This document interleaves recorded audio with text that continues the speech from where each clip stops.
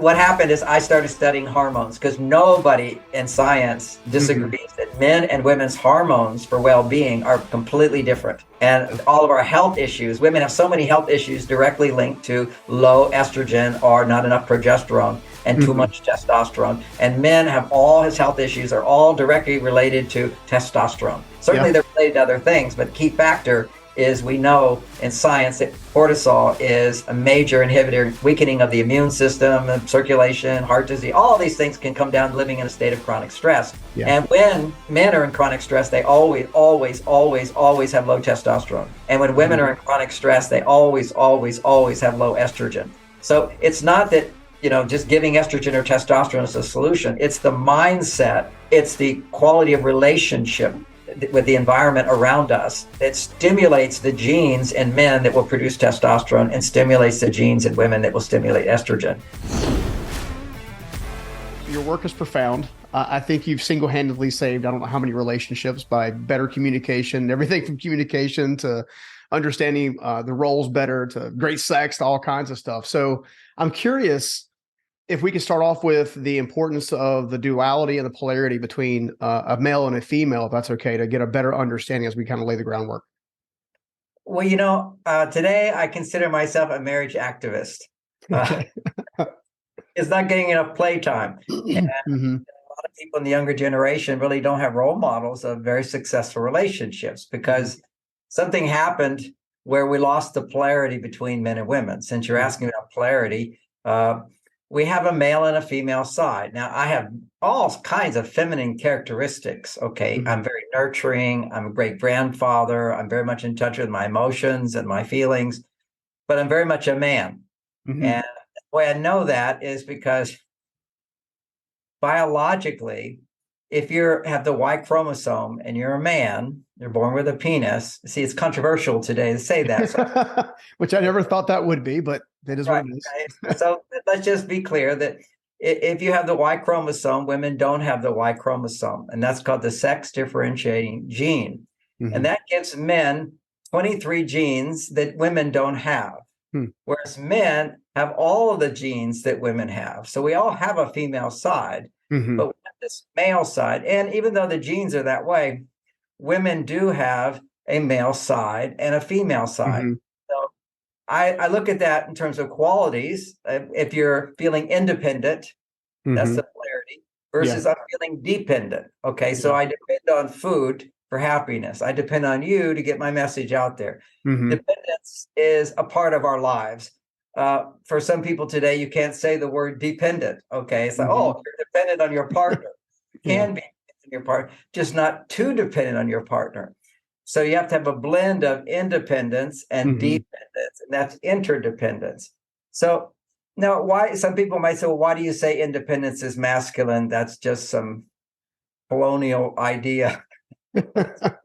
No, is that whenever you're independent and you're on your own, a hormone gets produced called testosterone. When you're feeling dependent on someone for something, another hormone primarily gets produced, which is estrogen. The difference between men and women is that for women to have well-being, to feel good, and to be healthy and not sick, their estrogen levels need to be 10 times more than a man's. That's very profound.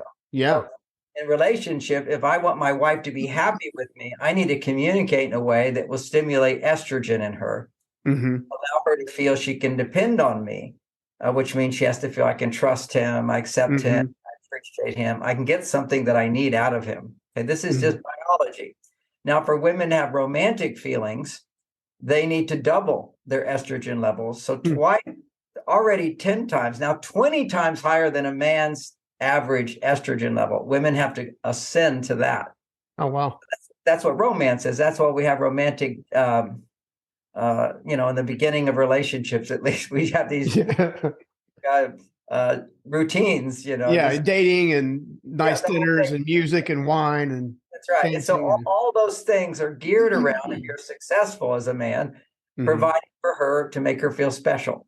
Okay, the more women feel special, the higher their estrogen levels to go. That's why a long time ago they invented marriage, because marriage says my wife is the most special. If I die, she gets it all. Okay. If we leave, she gets half. Okay. At least if I only have the most special thing about marriage or romance is sex. I only have sex with her. All of these things make her feel special and intimate. And that doubles her estrogen. So it doubles her well-being. To anticipate a romantic date will raise a woman's estrogen. Now, what's so important with that is that when women's estrogen levels are too low, a woman will have cortisol. Her body will produce stress hormones. It's not like give women shots of estrogen to solve this problem. It's a mindset where she feels I don't have to do things alone. This, in my experience of 45 years of marriage counseling, women, when they're unhappy, they will always say, I have so much to do. I have so much to do. I have no time. I have to do it all. I just feel I all by myself. Rarely do I hear a man say, I have to do it all. Because for a man, we're wired up differently. Our genes are different. Our brain is different in certain significant ways. So many 20,000 genes are the same, basically. But significant genes have to do with making babies. They're the sex differentiation genes, and those produce what's called steroid hormones, are the basic hormones that allow men to get erections and women to have orgasms. Okay, so this is bottom line reality here. If you can't have those hormones, nature tells gets rid of you because you can't make babies. So anyway, when couples stop having sex, their health usually starts declining as well. Men stop working. This is built into who we are as human beings. Romance then promotes intimate physical intimacy, which we call sex. Now, for men, we need to make testosterone. When you're feeling independent, whenever you're independent on your own, your testosterone goes higher. So what's the evidence for that? Okay.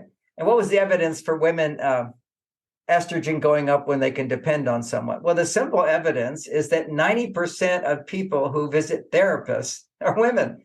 Because they go to a therapist and they depend on the therapist to listen to them as they talk. And that makes them feel safe to express themselves and to feel the need to feel understood. Men don't have that as much. If men come into my office, I don't just get them to talk the whole time. We strategize. Men want strategies to achieve a goal, to create an outcome. Because whenever you're achieving a goal or creating an outcome, you anticipate success, testosterone goes up. And a man needs at least 10 times more testosterone than a woman. Women have lots of testosterone, by the way. It's just that we men have 10 times more. Oh, wow. And to be romantic, it doubles again. And that's the bonding hormone. So if we have testosterone goes way up in our wife's presence, we start to bond with her and we stop thinking about other people. That makes her more special. And when her estrogen goes up in our presence, she's very happy and she bonds with us. And that's what the glue of marriage is. It's built into all these ingredients that will keep women's estrogen up, men's testosterone up. But it's not just marriage, particularly for men. They need to have a job that is productive and can provide his survival and his security, depending on a woman. See, if I'm dependent on my wife for money, already I'm producing all this estrogen, and that's going to lower his testosterone. It's very challenging for couples who have role reversal, where the man doesn't make money and the woman does. It's not that they can't get over it, but it's a challenge. Okay, and I explain how to get over that. But your traditional roles, where men would provide, so women would depend on men, and depending on men, they would become orgasmic and make babies. Today, 40% of women can't make babies. Okay, this is a dramatic thing because they don't produce enough estrogen. Would be one aspect of it. And being in a relationship where you're depending on your partner for significant things in your life, meaningful things. Now we can upgrade this. So the update of all this, not to be so depressing, because it doesn't have to be. If a woman doesn't depend on a man, let's just say she depends on herself. Well, usually women who are single are much higher stress. If you look at actually, the research shows, whether you're single or married, when women are in the workforce earning a paycheck, their stress levels are twice as high as men's. Because see, when I do something I don't even like to do, but for the money, my testosterone will shoot up.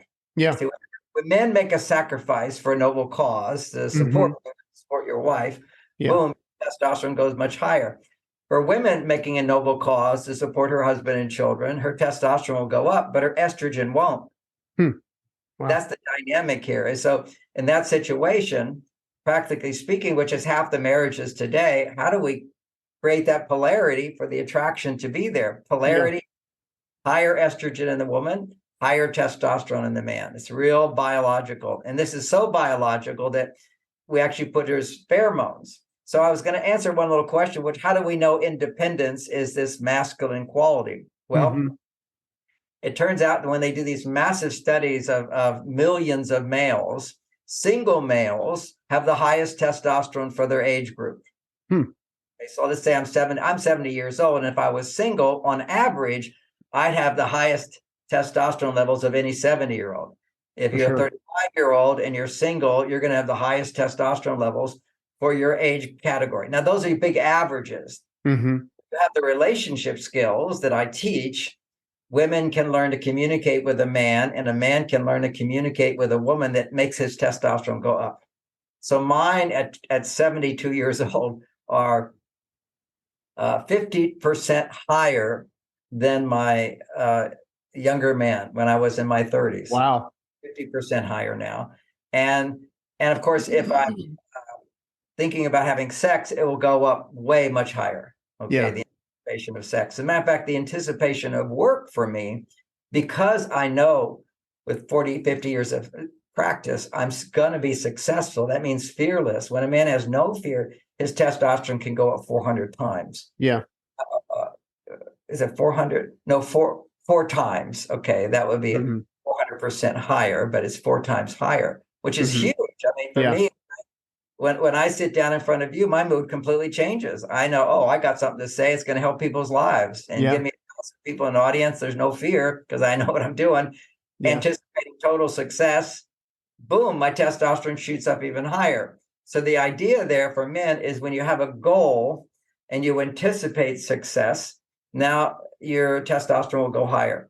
If you're a woman and you anticipate connection where you can depend on someone in a relationship, that's the most important thing for estrogen. Is I can depend on someone. So she could be at work pumping out all this testosterone, no estrogen, because she doesn't really feel that supported. It's all up to her. But if she anticipates I'm coming home to someone who will provide me a special kind of romantic, emotional support, that will raise her estrogen. And that's how we're different today than in my parents' generation, which is my mother didn't care about emotional support. Just have a job, Dad. Have a nice neighborhood and give me time to take care of my kids and police them so I can say, hey, if you don't listen to me, to the boy, tell your father. I'm going to tell your father. So you have to have a policeman and a provider. That would produce huge amounts of estrogen in women. And relationships were very functional in those days if the man had a job and could make testosterone without depending on the woman for money. Today, we do depend. Over half of men all depend on their wives for their survival, security, the family, so forth. So he's not going to get that extra boost. Even knowing, as a boy growing up, I knew I had to have a job. I had to work hard. I had to make money. I was ever going to get laid. I mean, that's true. As a teenager, we're desperate. I mean, I'll do whatever society says. Okay, if I have to have a job before I get married, because in my generation, even it was just shifting to the 60s. But before that, when I was early teenage years, I was feeling the pressure to work. Otherwise, I would never get laid. Then 60s came along as I was in my teens now. Free sex. This was like the new world. It was like all the women, we're like men now. We don't have to get married to have sex. We have genitals. We're going to have sex. We enjoy sex. And they do. And so we had all and men were like, I don't have to have a job to have sex. I could just go have sex, free sex. At all. There goes monogamy, and which is so valuable to keep women's estrogen up. Free sex raises their testosterone, so they'll be more horny, but they're not going to be happy, and they can't make it feel like they're having a family. You know, over 50% of women do not want to have children. Yeah. 50% of men do not want to make a commitment to have a family. This is tragic. But you see, instincts to have a family emerge when your estrogen levels are very high and testosterone levels are very high. So what do you think has changed in our social environment that's caused the vast majority of us to move away from more of the traditional practices that were working consistently for happy, healthy marriages? I mean, one of the things I've seen in the book is obviously people are saying too busy, too tired, get home, I'm burnt out, I don't want to, that kind of thing. I also would, and maybe this is an area that I haven't heard you dig into yet, but I know for a man, if he has a bad performance, so to speak, it haunts him, where the woman, it seems like, will grow increasingly more frustrated, even though she might be nurturing on the front end. So I'm curious, like, at what point does the mind play a role, I guess, in kind of how 100%. Hormones affect mind, but mind affects hormones. Okay. Hormones affect mind. So if my hormones are low, biologically, I'm going to produce cortisol. Cortisol inhibits my ability to think rationally. That's what's happening in the world. When everybody's afraid, they can't think rationally. What happens is blood flow stops to the prefrontal cortex, and you go into a non-logical state where you're dependent on authority to tell you what's right. Just blindly believing in authority is a child thing. It's a child part of the brain. It's our basic programming, which is do what mom and dad say, do what the government says, do what the police say. So all you have to do is create fear in somebody, and they will become mindlessly obedient.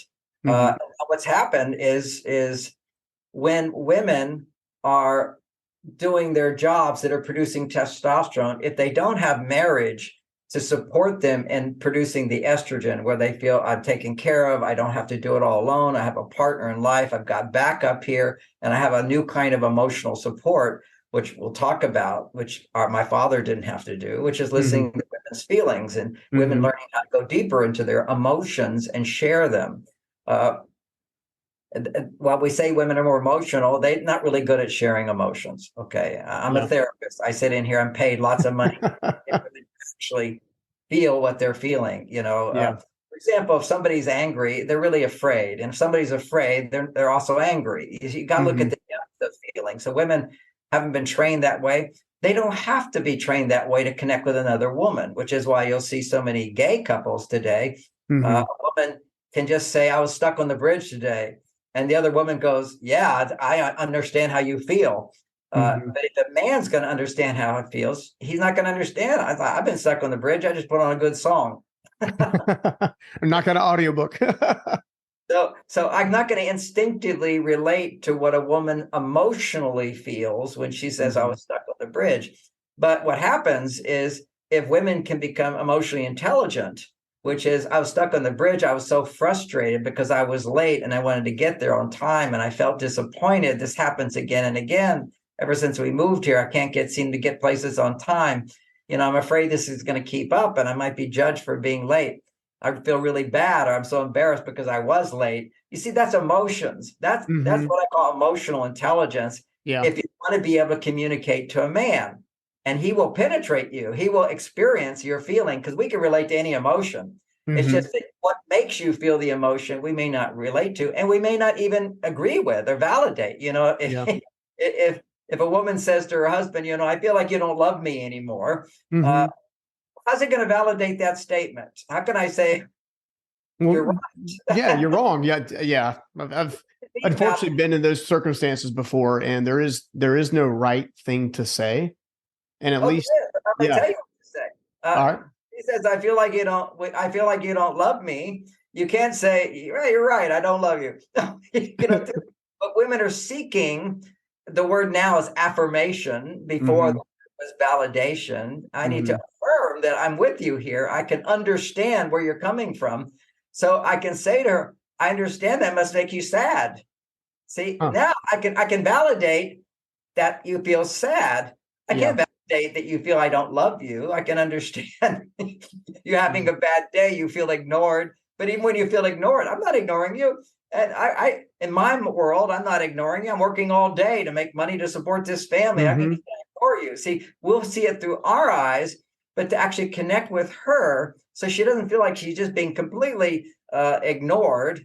I can validate the emotion, which is, and you were right in saying you don't immediately say something. You say, help me understand that better. Mm-hmm. Tell me more. What happened? What were you expecting? You can ask questions, but at a certain point, they need affirmation. And the affirmation comes, I understand that must make you so sad. I understand that, that must be scary. See, this is validation of emotion, but women are not good at identifying the emotion that goes with the feeling. That's a confusing statement for most people. I feel you don't love me is not an emotion. I feel betrayed by your action. I feel you cheated me.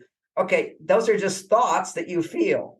Yeah. And that's the worst thing to do. Ideally, we're suited to feel emotion, feel emotion. When you feel a thought, you actually give 100% belief into feeling it, as opposed to, well, I think today you don't love me anymore. I think our relationship's going down the tubes. And a man will tell me more. Why do you think that? So you can be in a logical conversation. He'll link in there. But if you have a feeling, what women have to learn is when you're going to feel something, if you're feeling a thought and you're not happy, the thought is wrong.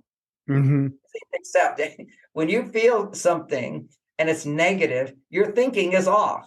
So when you feel, I feel unheard, I feel important, it could be true because it's a positive feeling. I feel happy. You see, when it's positive, we're aligned with our soul. When it's negative, we're off track in some way. And so when you feel something and it makes you feel bad, you're not connected with what's true.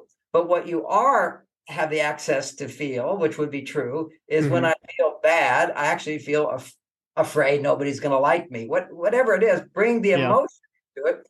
And here's what happens when women learn to do this, is they'll suddenly connecting to half the world. See, women feel, men don't understand. So that means you're disconnected from the whole world. You get one man who actually can understand your emotions, and now you're connected to the world. Women will understand you, but can men? Again, it's another dynamic of, am I alone in this world? I'm alone if I'm safe being alone away from men if I have women, but double that if you've got men. And when a woman says to me, these women take my classes, I just thank you so much. My husband, we're so happy together. We're so connected because they feel seen, they feel heard, because they learn how to communicate in a way. And for us guys, we can learn how to listen in a way that makes it safe for her to eventually get back to her emotions. But I'll tell you, that's the long route. Yes. If sometimes couples will say, we've got young kids, we can't come to your workshops. Who should come, the man or the woman? Always the woman should come. Women are embedded in, they feel the need for relationship 10 times more than men hormonally. See, relationship is what stimulates estrogen, you and me. Whereas for men, it's not so much relationship, it's the relationship of me with my work, with my outcome, with what I can do. This is, so as a little tip for the men, don't even think about being in a relationship with a woman until you can be happy achieving your goals. See, if you don't feel good about achieving your goals, you'll find some woman and you'll become like a child, depending on her to make you happy. Now, I do depend on my wife to become happier. Okay? Intimacy and family life takes me to another level. But I first have a foundation of, if she's in a bad mood and can't give me anything, I feel good about myself. I'm not depending on her happiness for me to feel happy. Although it's still true, when she's happy, I will take credit for it and feel good. Well, it seems to me that in some cases, people are searching for their own validation and affirmation in the wrong places. One of the things that I kind of dawned on me. A profound thought. Just look at that. I just want to acknowledge that for men, looking for your affirmation through what you've accomplished, through what you've achieved, through what you're capable of, what sacrifice you made. I mean, all I have to do is fast for 2 days and I feel a huge surge of testosterone, so I did that. Many people can do that. I did it with this is the dynamic of an accomplishment or a sacrifice that you made in order to achieve a noble goal. It's noble. And that's masculinity. When women do that, they don't feel better. Well, that's the other thing too, is I'm just being vulnerable here. I've had relationships in times past where we have that duality, the polarity that seems like it's all in vibes, almost like you have the soulmate connection and things are firing all cylinders, everything's great. And then obviously you're in the relationship for a period of time. Your relationship goes through various stresses that can affect, outside world, going through a business reversal or any number of things. And one of the things that I've seen that's not as attractive to me is when my former female partner would go into a super masculine kind of posture, because I'm very comfortable in masculinity. I'm still learning my feminine side to kind of be that empathetic listener and kind of still like tell me more, how, getting into that questioning scenario. In fact, it was actually that lesson that taught me one of the things that I've shared from stage before is that questions open hearts and statements close them. Nice. Because I learned for a long time ago, it was like, I would make comments trying to understand, but I wasn't asking questions. And therefore I never really got any track record. The moment I'll tell you where the idea came from, asking questions. There's a video on YouTube that's called "It's Not About the Nail." Have you ever seen it before? Yeah, it's so funny. It's based on I love that video. It's women will, regardless of the practical solution, women need to talk about the problem, and they don't want solutions. And then that's in Men Are From Mars. And then they took that and made the funniest video in the universe. I love that video. Tell everybody the name of it so you can go watch it. Yeah. Well, I mean, when I searched it was called "It's Not About the Nail." So, and so basically, I don't want to give the punchline. Let everybody go watch it. It's funny. But basically, a woman could be upset about something, and there's a solution, like you can find it in a minute. Logically, there's a solution, which in most situations, men do this. Women will be talking about something, and they'll say, "Don't worry about it. It's not a big deal." Like that's going to tell her not to be upset. You got to just do this, or who cares about that person anyway? I learned this right away in my marriage because my wife was working her job. I was working my job, and I'm making more money than her. And she was complaining about her job. She's so exhausted. Oh, I did this and had to do this. Nobody's supporting me. And honey, just quit that job. I can support you. She goes, "John, I don't need you to tell me to quit my job. I know I can quit my job. I love my job, but some days I just need to talk about my job. All you have to do is listen and give me a hug." And I'll give a few more phrases for guys to use when you give that hug. When you have all these solutions that you would apply so you wouldn't be upset, she just needs to talk about it out loud. And that will raise her estrogen. That will take away the stress feeling. She can look at the situation very logically at that point.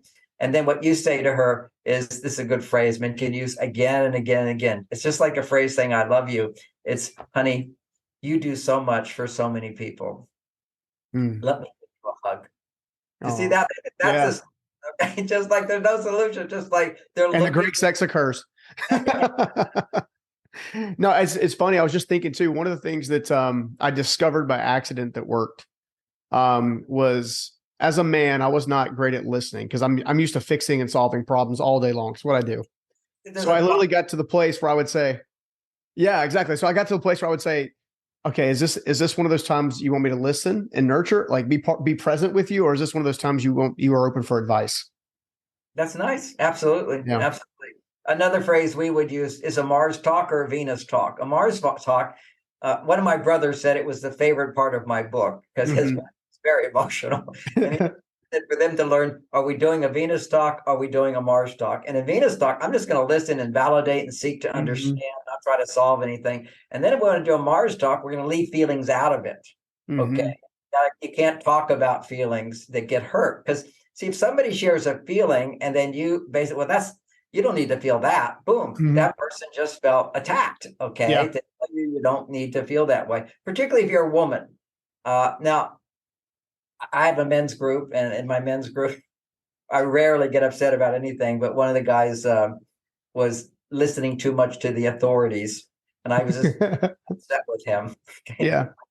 And I was just really annoyed that he would think that. And I got angry at him. And as soon as I got angry, all my group member men, they started laughing. And they said, "Oh, John, I think you're overreacting." I said, "Okay, you're right. I am overreacting." Okay to say to a man, you're overreacting.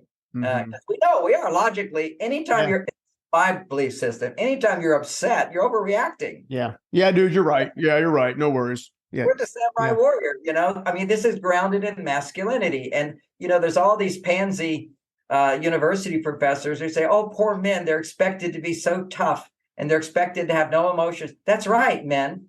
You got to suck it up. If you're upset, you need to know what's going on. Your estrogen levels are soaring and your masculinity, your testosterone's going down. See, this is how people don't know this. This is like a revelation that we want to be masculine, right? We want to be cool, calm, and collected. We want a heart open. We want to be loving guys. So in order to have your heart be open, your testosterone levels have to be really high, and then your estrogen goes up. See, feeling is estrogen. But if your emotion's going up and it's a negative emotion, your testosterone's going down. So it's like, I don't shame a man, you know, for being in his emotions. But if it's just guys around with guys who understand this stuff, we make a joke about it. See, guys joke. You know, I really saw the validation of this concept because I'm not an emergency worker, but a fireman is. And I had a fireman in one of my classes, and he says, you know, John, when you talk about men have to make jokes to lighten things up as a part of processing their stress. Some firemen, that he said, as a fireman, when we're driving away, you know, we make jokes about, you know, that charred body, it just dissolved right away. You know, that light it up. Boy, you should, that lady sure would have been better if she done, you know, I don't know what jokes, but they have to lighten it up. And then they sort of find their equilibrium. And if they need to explore feelings, they can. It's not that men can't explore feelings. There's an old Chinese, which I subscribe to. It's an old Chinese phrase, which is a man, not a child. A boy can cry. A man doesn't cry unless his heart is broken. That basically means when there's a big problem, then a big loss. Of course, tears are part of the grieving process. But generally speaking, biologically, now I'm not just going to talk logically, I'm going to talk biologically. If a man's experiencing adrenaline, this is moderate stress. There's two sources of, there's motivation, which is dopamine. And then when there's danger in motivation, like you're driving, if you speed limit 60, you're now going 80. So you need to look in your rearview mirror, make sure there's no police. You need to be, you know, deer, whatever. Okay, so there's moderate danger, but you feel confident that everything's going to be fine. So notice what happens in your body when you go from 60 to 80. That's called adrenaline. Adrenaline pumping. And then when you go from 80 to, well, for fun, let's just say 110.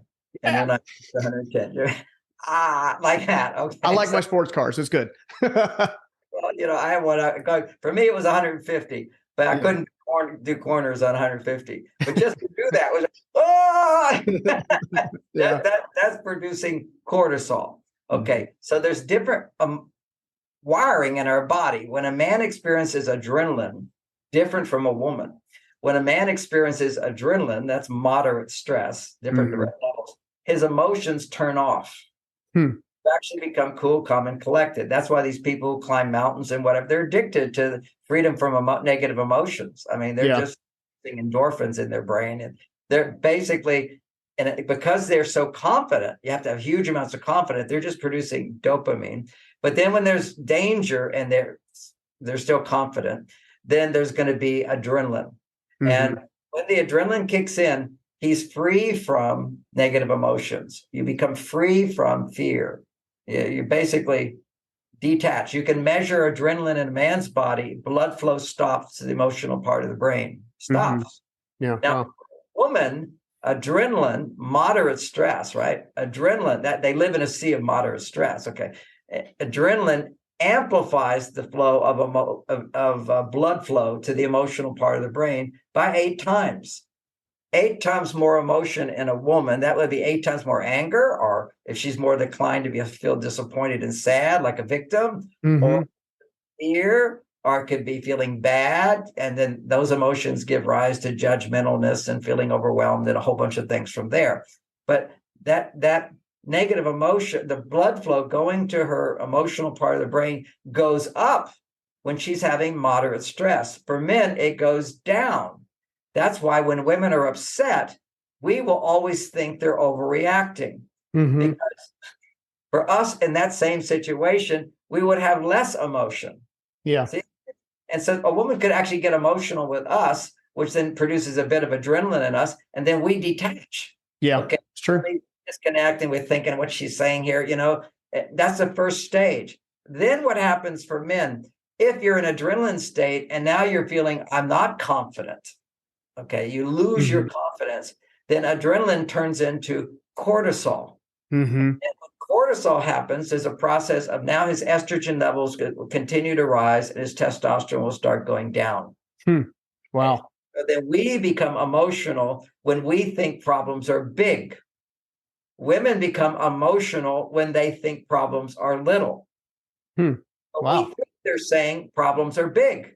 Yeah. You know, always saying, why are you upset about that? It's no big deal. She goes, I know it's no big deal, but why are you disconnect? Why aren't you upset?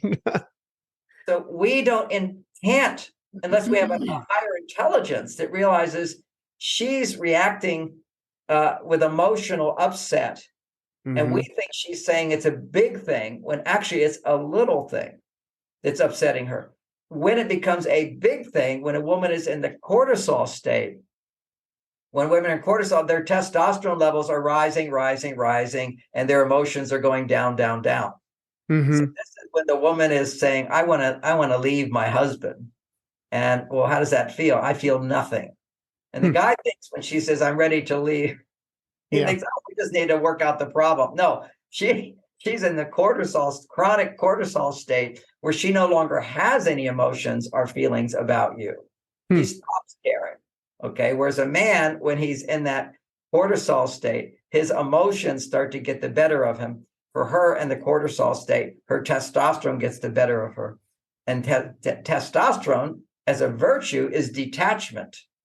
Now, people don't understand how powerful and wonderful detachment is for men. When a man is detached, it means his testosterone is up and he can be empathetic without being reactive. Yeah, it's true.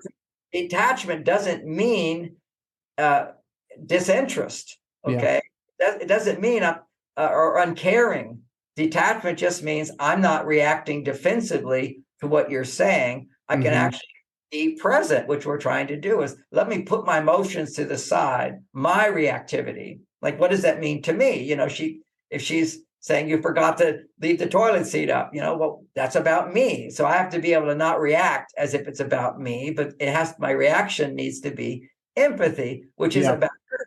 Well, tell me what happened. Did you fall in the toilet seat? Oh my gosh, that's terrible. Okay, I'll try to remember next time. All right, So that's an empathetic response, which is in responding about her, not right away going into defensiveness, which is hard for men to do because we're defenders, you know, we're the policemen, you know, we're geared. If somebody's threatened, I got to defend. So we need to shift that to, I need to defend her against any judgmentalness that I might have, and to know what that judgmentalness sounds like to her. When we interrupt her with solutions, or here's worse, we laugh about that's ridiculous, honey. Why would you be upset about that? Oh, you know, this is just your stuff. This is your childhood coming back. Oh, you probably had a bad day. You don't want to dismiss. See, what we're doing as men, which is what we need to do in order to get out of cortisol, is get back into the adrenaline state, which is basically minimize emotional reactions. That's what men will tend to do is, that's not such a big deal. I can do it. That's very important to do if you're testosterone. But if a woman is needing to express, we don't want to minimize. We want to amplify. We want to give her more permission to be upset without it affecting us. Now, women can learn from that. If you have something critical of your partner or you want to complain to your partner, you're just knocking down his testosterone. This is you're killing the polarity when you complain to a man. If women could just learn not to complain. A complaint is really just a request. Okay, it's just phrased not great. Well, it's actually a manipulative statement, which is when it's a complaint, it's saying unless you change, I won't be happy. As opposed to, I'm not going to ask us, would you do that? Well, no, I don't want to do that. Okay, there's no emotional demand at the end. Yeah, women know that they control us, and or some women act like they don't know. So maybe they don't know. They don't have that awareness. Women.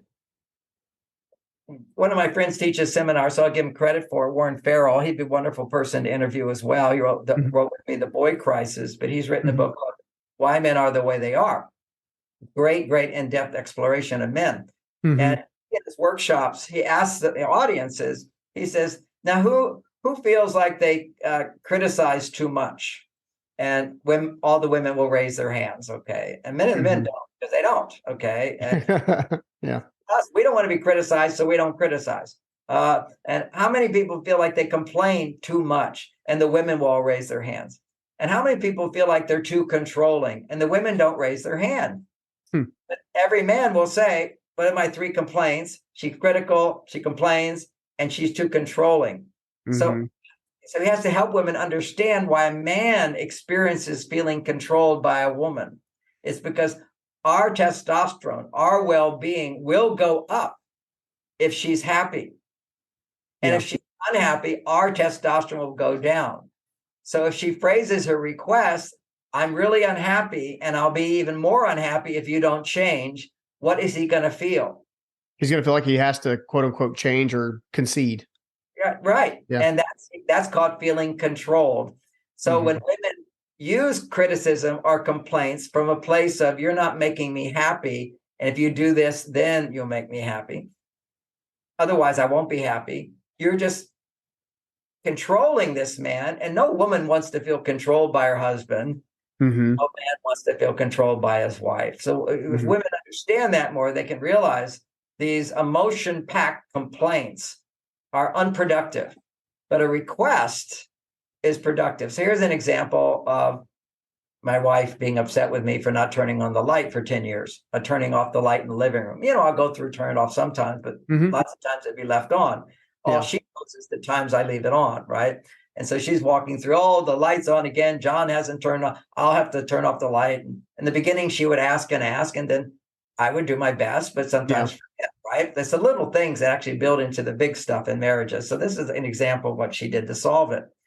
First of all, I didn't change. I just kept, maybe I changed a little, who knows, but she would, every time I leave the light on, she'd give me disapproval. You left the light on again. And I'm looking at, why is she making a big deal out of this, right? Just the light switch. What's the big deal? And we'd have conversations about it. She'd say, it's the electric bill. So I solved that problem. We have free energy. So if you have free energy, who cares if the lights are on? Well, there's light bulbs, evidently. But whatever. Yeah. But she went conversation. She even said, look, we have to be an example of energy conservation for ecology. Okay. So, and what I had to do was not laugh. I said, well, that's true. We should have good values. Okay. So, and of course, if I did laugh, it would minimize her values. So we have to be careful how we respond to women. But why was she getting so upset as the years passed? Because in her mind, again, her not understanding men, in her mind, I've asked him 10 times and he still hasn't done it. It's such an easy thing for her to do it. Must be an easy thing for him to do. I've asked for 10 years and he hasn't done it perfectly. That must mean if I ask for something little and he won't do it, he must not love me. What if I ask for something big? See, the reality is, you ask for little stuff, men forget it all the time because we're designed to think of the big stuff. Yeah. We get paid for the big stuff. We save lives doing the big stuff. We get statues to us for the big stuff. We get promotions for the big stuff. And we make our family happy by the big stuff. So how the little stuff's not that important. There's not a lot of motivation inside of that man. But that same man who says, gee, if you won't do little stuff for me, how can I trust him to do big stuff for me? How can I depend on him? Of course you can depend on him for the big stuff. This is little stuff. But her mind isn't wired that way. See, in her mind, if doing little stuff is a way of showing love, which now we can flip that around and for men to realize the logic here. If you do lots of little things, women feel really loved. You do a big thing, they feel loved. But, the principle is... They notice the consistency. That's right. The consistency. It's give her 50 roses once a year, you'll get 1 point. Give her one rose 50 times, you get 50 points. This is biological. See, it's a biological thing, which is, and we do still need to do a few big things. You got to do like birthdays, anniversaries, special occasion. That then sort of affirms that I'm special. But then you've got to do these little things, which has the big result, which is consistency. And so many men say, I make money, I do this, I do that. How can she feel not loved by me? Because she needs a lot of little things like affection, And one of my coaches, one of my coach trainer, he was talking to me the other day, and we have over like thousands of coaches around the world that I've trained wow. for this 30 years. Only a few hundred really active ones. Now they've all gone on. They're doing other things too. They another course, but Sure. but at meets, I work with them, and those coaches, what they'll do is a guy in a relationship, you say, okay, now it's the little things that make a difference. So list out to me 5 things you're going to do this week. One of the little things, and say, okay, I'm going to write a little note on the mirror, a little sticky. I love you, honey, and then you take it away. Gone. Now you're going to do another one, which is Can empty the dishwasher without being asked. Exactly. Nice one. Empty the dishwasher without being asked. Plan a little date, something new and different coming up in 3 or 4 days. Make sure to notice what she's wearing and compliment her. When you give her a hug, whisper in her ear on Friday, I love you so much. You're so beautiful. You see, just write out. And see, men don't do this stuff. Even in the middle of this conversation, it's hard for me to remember those things. But if you write them out, I'm going to do that this week. Then it's a goal. Already your brain is going to anticipate getting successful doing that. That will produce the testosterone that will motivate you to do that. If you just think, well, yeah, I'll do little things. For me, what I do, I just have formulas, okay, that keep my testosterone up. I get 4 hugs a day. I wake up, get a hug. I say goodbye to work. Where are you? I'm going to give you a hug. I come home. I find her before the kids, give her a hug. For bed, oh, you're going to bed? Oh, first, let me give you a hug.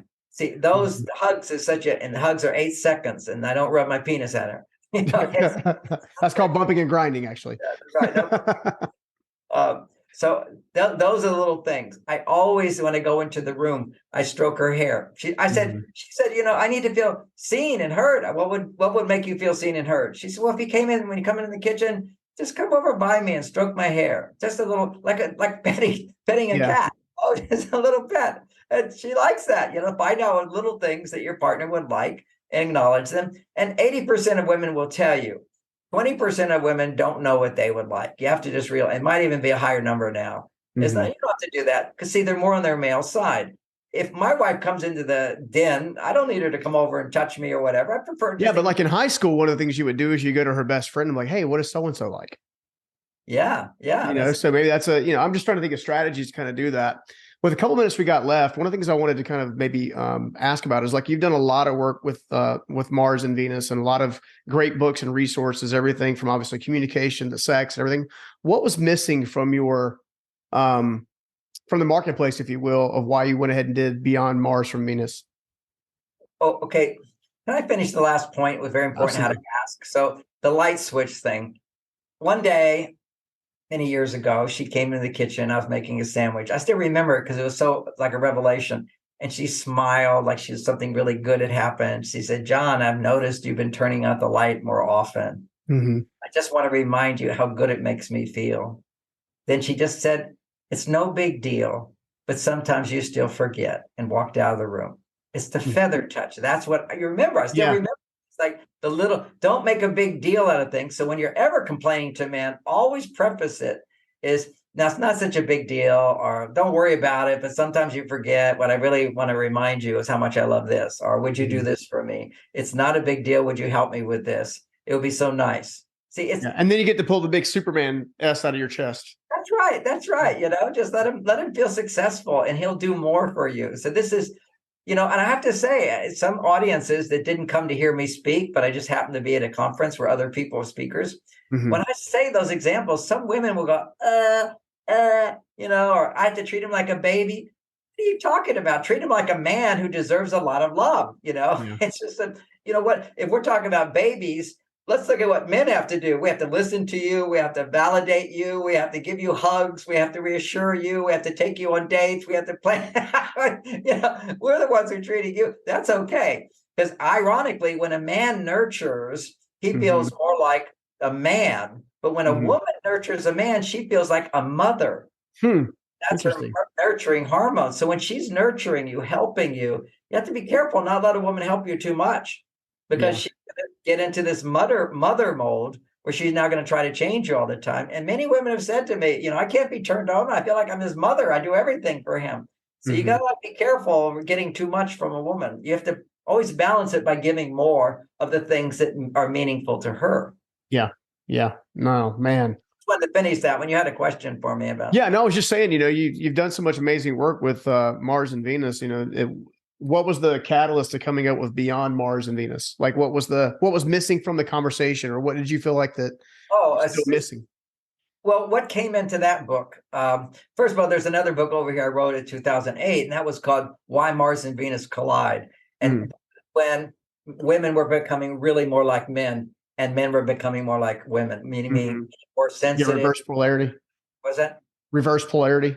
Yeah, the reverse polarity was going on. So that book was all about the reverse polarity. And then I continued looking, because, they're always attacking me. Okay. It's just like now that women don't even exist, right? So there's no difference between us at all. And so I had to come down into the biology to explain.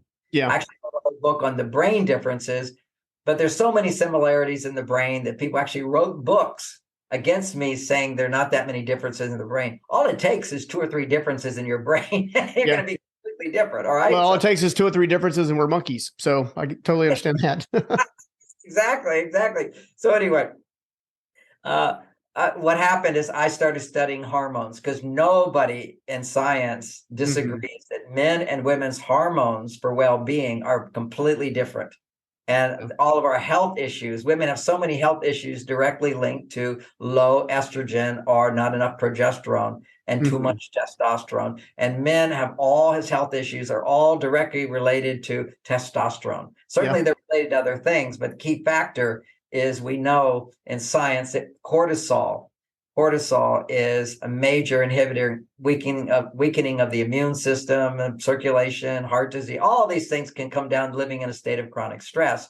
And when men are in chronic stress, they always have low testosterone.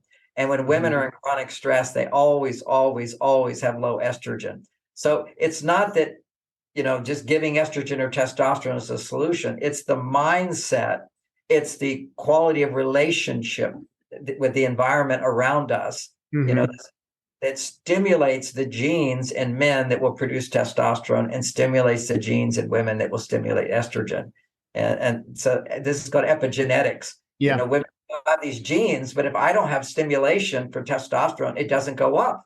And if I don't have external stimulation for estrogen for a woman, it doesn't go up to the levels it needs. And it's not just the environment, although environment plays a huge role in terms of our culture we live in, the relationships that we're in. So, even 20 years today, they have 20% less testosterone in males than 20 years ago. So we have to fight that by making sure our relationships stimulate higher testosterone and higher estrogen in women, which is why as a man, your testosterone doesn't have to go down as you get older. It can go up. And for women, they will produce less estrogen when they go through menopause, but they can balance that with their testosterone by not having too much testosterone. And then you're always about the balance of the male-female side. And I have women clients who are late 70s having multi-orgasms. So it's not like you have to run out of estrogen. It's the balance between testosterone and estrogen. Yeah, I got about 3/4 of the way through the book before I realized, hey, I may have to read this with a highlighter so I can actually figure out some of these little techniques here or there. I know that in 2017, I went through a very stressful thing with one of my businesses, just executive team, embezzlement and all this kind of stuff. And my interest in sex and all of that kind of stuff just was gone. Gone. No bigger blow to testosterone than business failure. Oh my God. Yeah. So so I went through that, and then tried to rebuild after things got repaired and things were working again, clicking around, all that kind of stuff. And I went to go take some blood work and blood tests and realized that my testosterone had dropped below my norm for my age group, even after that transition, and chose to go ahead and get on some supplementation that's now kind of got me back to normal. And as someone who has historically had a lot of testosterone, especially growing up, right? They tell you all the time, hey, your testosterone is going to fall as you get older and all this kind of stuff. And one of the things I picked up on really quick is that's not necessarily the case. It's kind of how you kind of live your life that controls that whole balance. It's how you live your life. And a big factor of it is your sex life. Okay. That's also why my testosterone is so high is If you ejaculate too much, your testosterone will go down. Masturbation is the biggest contributing factor for these young men who are masturbating all the time to porn. It's just going down, down, down. Yeah. What happens? I mean, if you're horny, I get it. You're a horny guy. You go out and use your body and raise your testosterone in other ways. Like I used to have cold take as a younger guy. I was celibate as a monk for 9 years, so I mastered sexual energy, never masturbated at all, and then have a lot of sexual potency. And over the years, I learned how to not ejaculate even when you're having sex. And so basically, I have sex every day, and my testosterone goes higher and higher, unless my wife's out of town or something, and then I can just meditate. My energy will go up.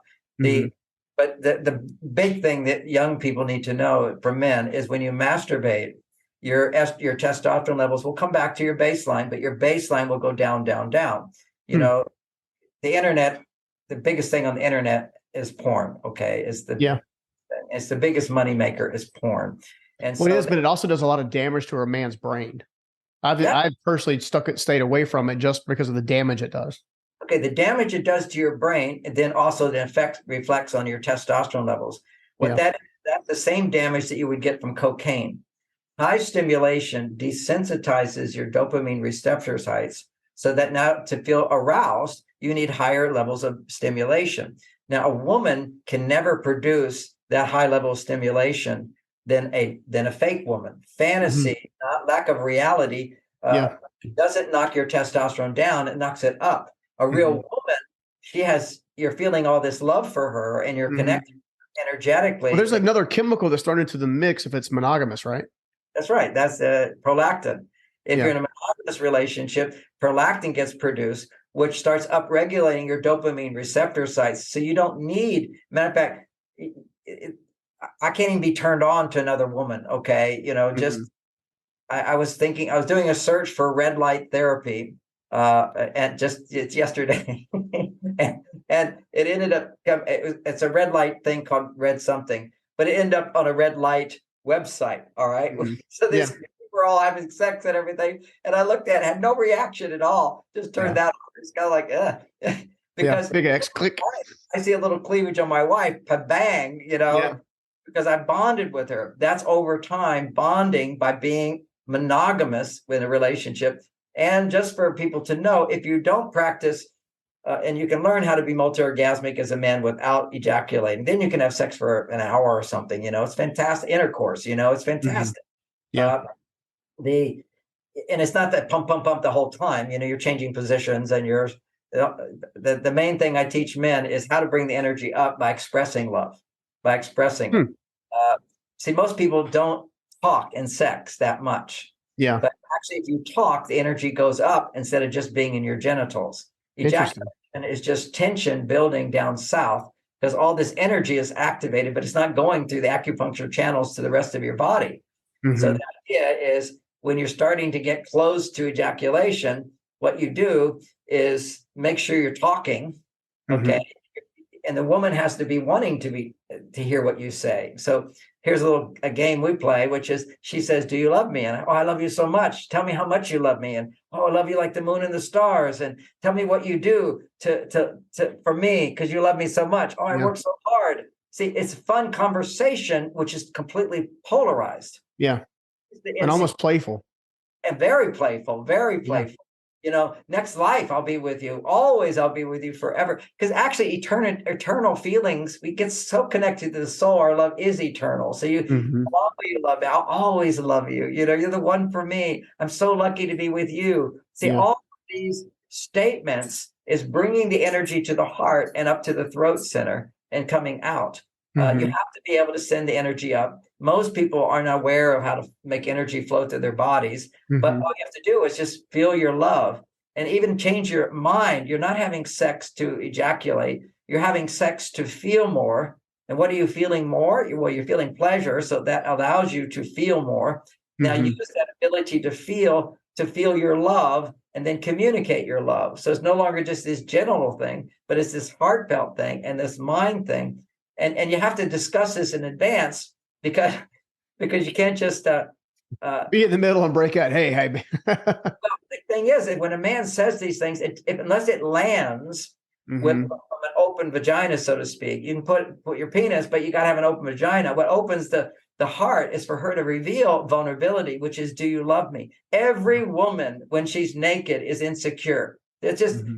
even when she's wearing clothes, she's insecure. How do Yeah. I look? How does this?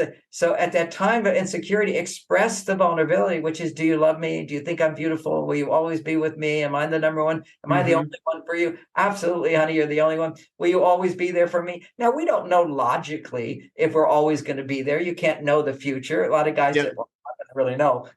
That's foolishness. That's not romantic love talk. This is Mm-hmm. pillow talk. So that's the dynamic of bringing the energy up. And very simply put, men, if you just let go of the idea of ending sex, is you want to go on for more and more. The Yeah. average 5 I think the minutes. average man wants it to go on forever. Wants it to go on, you know. So, Yeah. but ejaculation is just the end. But like you say, it damages your brain because what it is, it's a big hit of dopamine, like you took cocaine, and that then downregulates receptor sites. So now, Mm-hmm. like, you kind of feel, particularly after masturbation, you just feel completely empty because you didn't even get the energy back. You know, if a woman's feeling love, your energy is going to her appreciation of you, her enjoyment of Mm-hmm. you, pleasure is energy coming back into your body, and it's Mm-hmm. certain places like that. And that's the dynamic. And if you just say, you know, it's sometimes just as simple as in 3 strokes, I'm going to ejaculate. That's Mm-hmm. it. Instead, at that point, what does your body do in order to ejaculate? Is a spasm. It does. It's a pelvic Yeah. spasm that shakes your whole body. Okay, it's a Mm-hmm. shake. Okay. Yeah. Now, 3 strokes before, what you do, you say, it's coming. So rather than give her those 3 strokes, have the same body reaction, just consciously have that spasm. Because if you're about to have ejaculation, the reason men ejaculate primarily is because her body can no longer receive the energy. Hmm. That's the idea. When she becomes vulnerable and you're expressing love, it's her estrogen that's going up. Her estrogen just can't match your testosterone that's happening at that time. So Yeah. her body, that's why we have foreplay. You know, if you don't do all the foreplay, it's just to raise a woman's estrogen. But if you're Mm-hmm. having sex without ejaculating, a woman hardly needs foreplay. Everything changes. She's wanting sex almost every day or every Yeah. hour. Well, because she's not used to, for lack of a better word, having it last that long. That's part of it. But Yeah. even if you ejaculate, you have to realize your potency drops. Mm-hmm. And that is a disconnection. Men roll over and go to sleep. I was just in Africa, saw a gorilla had sex for 3 strokes and he went to sleep. So We got to be better than gorillas, guys. we got to upgrade our making love skill. These are some ideas. I certainly have a lot more on that subject, but there's wonderful books written on the subject as well. But the idea that I use is just be aware of the spasm. And now you can consciously have that same movement of the spasm and the energy will be released. It's just too much. See, if energy is flowing and she's receiving, it's all good. At a certain point, her estrogen's not going high enough to receive the energy. It's receptivity. So now the energy gets blocked. And if blocked, that's called tension. So the body has a short circuit. It releases the tension with a spasm, which releases massive dopamine and starts making you addicted to ending sex as opposed to enjoying it going on and on and on. And then you have the problem, well, how do you stop? You just do when she's done. When she's, just tell me when you're done, honey. Then you stop. And you've got this guy standing straight up. And it'll go away. Just now you say some love thought, hug, and let oxytocin settle in. Yeah. Oxytocin will lower your erection. You know, they all talk about oxytocin as lowers stress. It only lowers stress in women. It doesn't lower stress in men, but it will lower your erection. Wow. It does. Well, I know we're a little over on time, but I sure enjoyed the conversation. I highly recommend all of your work. I've been reading some of it for a long time. I was first introduced to it, Men Are from Mars, Women Are from Venus, and kind of been following ever since. So thank you so much. And, you know, a lot of that sex stuff is in my book, Beyond Mars, Venus in the Bedroom, since we got into sex. It's a wonderful. Well, I think that's what the guys really want. And I would actually say the females probably want the same thing. I think everybody wants the same thing, but nobody's really willing to talk about it and to interconnect. Because it's hard to talk about it. Yeah. It's the most vulnerable part of us. And let's say I've been married for 5 years and finally my wife says, you know, that's not my clitoris. It's actually over here. You feel like, what?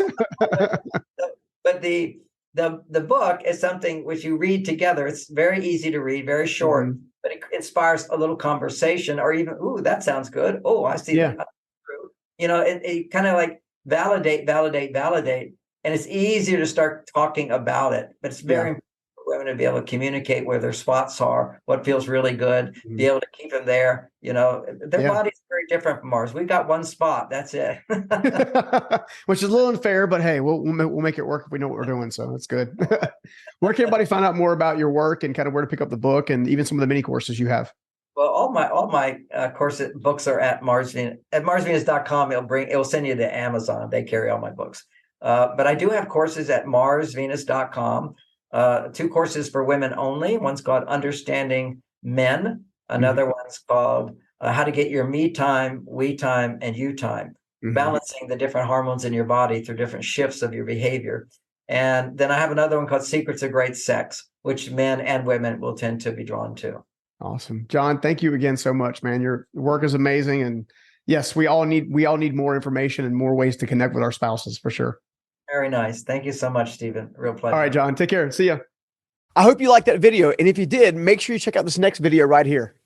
Most people also think that what you do and who you do it with is the most important, but I really think that how you do things is actually even more important than those 2 things.